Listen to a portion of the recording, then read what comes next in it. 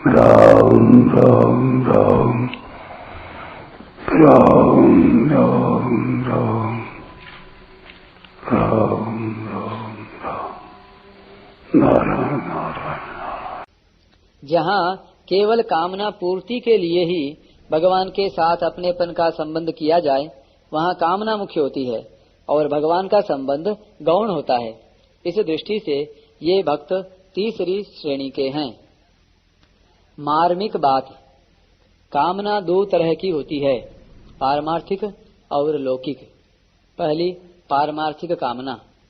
पारमार्थिक कामना दो तरह की होती है, मुक्ति की यानी कल्याण की और भक्ति की अर्थात भगवत प्रेम की। जो मुक्ति की कामना है उसमें तत्व को जानने की इच्छा होती है, जिसे जिज्ञासा कहते हैं।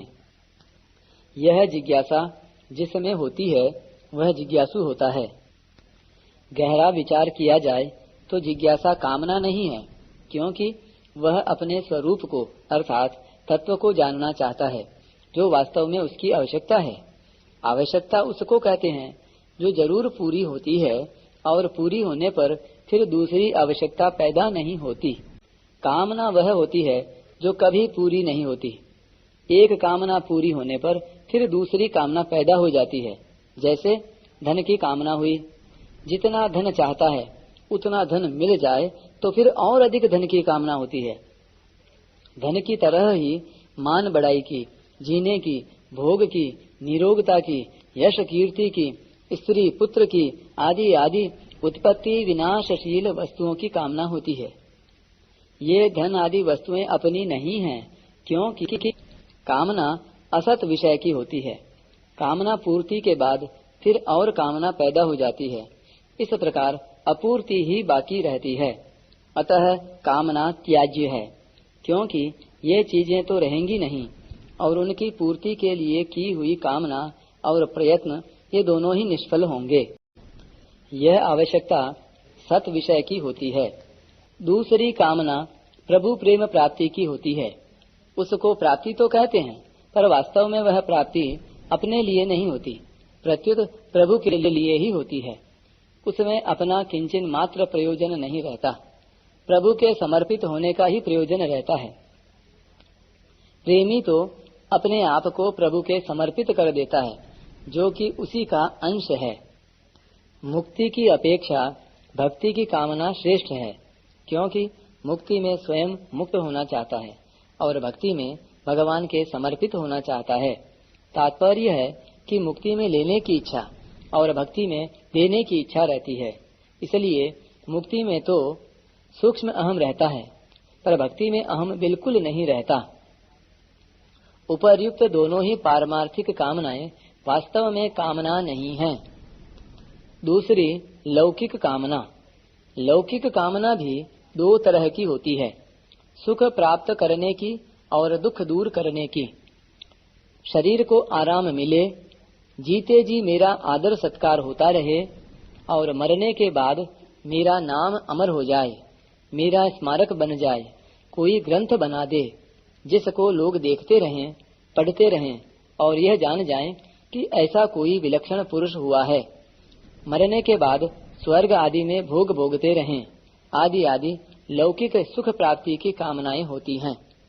ऐसी कामनाओं से तो वासना ही बढ़ती है, जिससे बंधन और पतन ही होता है, उद्धार नहीं होता। यह कामना आसुरी संपत्ति है, इसलिए यह त्याज्य है। दूसरी कामना दुख दूर करने की है।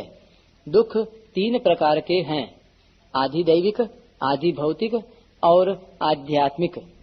अतिवृष्टि, अनावृष्टि, सर्दी गर्मी, वायु आदि से जो दुख होता है उसको आधि दैविक कहते हैं। यह दुख देवताओं के अधिकार से होता है। सिंह, सांप, चोर आदि प्राणियों से जो दुख होता है उसको आधि भौतिक कहते हैं। शरीर और अंतःकरण को लेकर जो दुख होता है वह आध्यात्मिक होता है। आध्यात्मिक दुख के दो प्रकार हैं, आधि और व्याधि।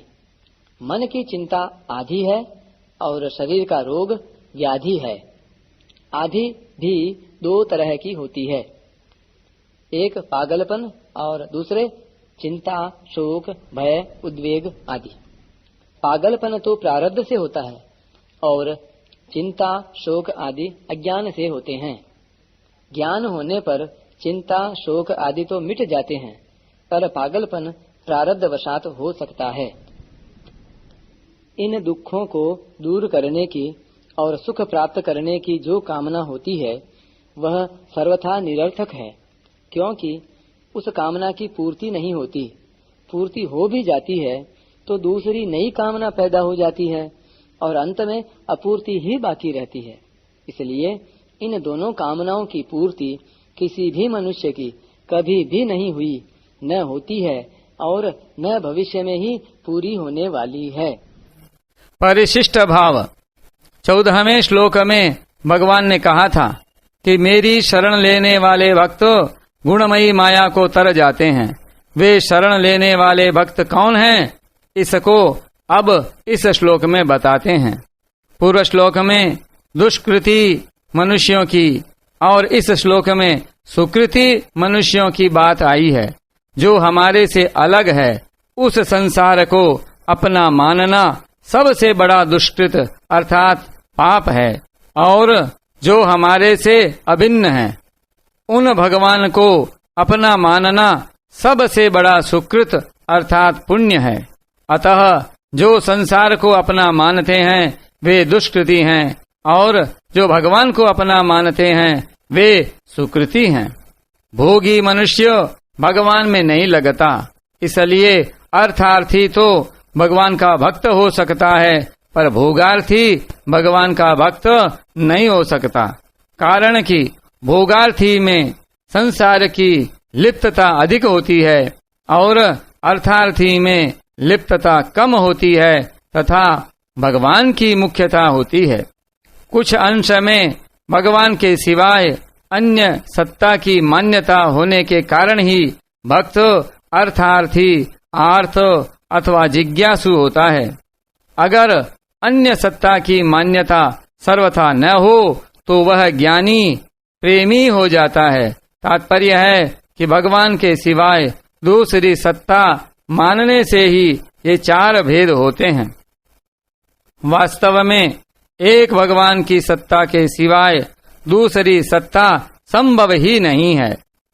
जो विज्ञान सहित ज्ञान को अर्थात परमात्मा के समग्र रूप को जानना चाहता है वह जिज्ञासु है। जिज्ञासु भगवान के ऐश्वर्य, प्रभाव, सामर्थ्य को जानना चाहता है, इसलिए भगवान की लीला कथा में उसको विशेष रस आता है। भगवान ने मुमुक्षु पद न देकर जिज्ञासु पद दिया है, क्योंकि मुमुक्षु तो केवल तत्व ज्ञान चाहने वाला ही हो सकता है, पर जिज्ञासु ज्ञान चाहने वाला भी हो सकता है और भक्ति चाहने वाला भी। मुमुक्षु में अपने कल्याण की बात मुख्य होती है और जिज्ञासु भक्त में अपने को भगवान के अर्पित करने की बात मुख्य होती है। मुमुक्षु को ब्रह्म का ज्ञान होता है और जिज्ञासु भक्त को वासुदेवः सर्वम का ज्ञान होता है।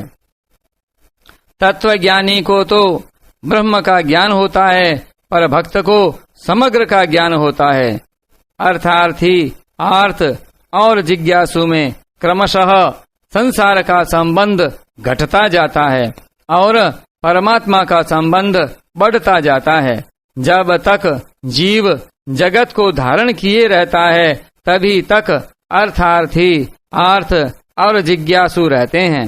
जब वह जगत को धारण नहीं करता तब केवल ज्ञानी रहता है। जिस भक्त को सब कुछ वासुदेव ही है, इस प्रकार परमात्मा के समग्र रूप का ज्ञान हो गया है, उसको यहाँ ज्ञानी कहा गया है। इसी ज्ञानी भक्त को आगे 19वें श्लोक में ज्ञानवान कहा गया है। अर्थार्थी प्राप्त परिस्थिति में संतोष न करके धन चाहता है। आर्थ प्राप्त परिस्थिति में संतोष तो करता है पर दुख आने पर उससे दुख सहा नहीं जाता। अर्थार्थी में अर्थ की मुख्यता नहीं है प्रत्युत भगवान की मुख्यता है। उसमें धन की इच्छा तो रहती है, पर उस इच्छा को वह केवल भगवान से ही पूरी कराना चाहता है, कारण कि भगवान में कोई कमी नहीं है। अपरा प्रकृति है तो भगवान की ही। आर्त भी अपना दुख केवल भगवान से ही दूर करना चाहता है। जिज्ञासु भी केवल भगवान से ही अपनी जिज्ञासा की पूर्ति करना चाहता है। परंतु जब भक्त में ऐसी उत्कट अभिलाषा रहती है कि मेरे को केवल भगवान ही प्यारे लगें, तब उसमें अर्थार्थीपना, आर्तपना और जिज्ञासुपना नहीं रहता और वह ज्ञानी अर्थात प्रेमी हो जाता है। अर्थार्थी का तो अर्थ से निरंतर संबंध रहता है, क्योंकि अर्थ की वासना हरदम रहती है, परंतु आर्त का दुख से निरंतर संबंध नहीं रहता, क्योंकि दुख हरदम नहीं रहता। जिज्ञासु को सुख दुख की परवाह नहीं होती, अतः वह न तो सुख के आने की इच्छा करता है और न दुख के जाने की इच्छा करता है। अर्थार्थी और आर्त दोनों जिज्ञासु होकर ज्ञानी हो जाते हैं। अर्थार्थी भक्त को जब अर्थ मिलता है, तब उसको अपनी भूल पर पश्चाताप होता है। जैसे ध्रुव जी को राज्य मिलने पर पश्चाताप हुआ, परंतु आर्त भक्त को उतना पश्चाताप नहीं होता। प्रत्युत उसमें यह भाव रहता है कि भगवान दुख दूर करने वाले हैं। जैसे द्रौपदी और गजेंद्र की रक्षा होने पर उनको पश्चाताप नहीं हुआ, प्रत्युत भगवान की तरफ ही उनकी वृत्ति रही। आर्त भक्त आए हुए दुख को सह नहीं सकता, यह उसकी कमजोरी है। जिज्ञासु भक्त में भगवान के समग्र रूप को जानने की कमी रहती है। उसको मुक्ति तत्व ज्ञान होने पर भी संतोष नहीं होता, प्रत्युत उसमें प्रेम प्राप्त करने की भूख रहती है। परंतु ज्ञानी भक्त की दृष्टि में एक वासुदेव के सिवाय अन्य सत्ता लेश मात्र भी नहीं होती, फिर उसमें कोई कमी कैसे रह सकती है। इसलिए भगवान ने ज्ञानी भक्त को अपना स्वरूप बताया है। ज्ञानी त्वात्मैव मे मतम।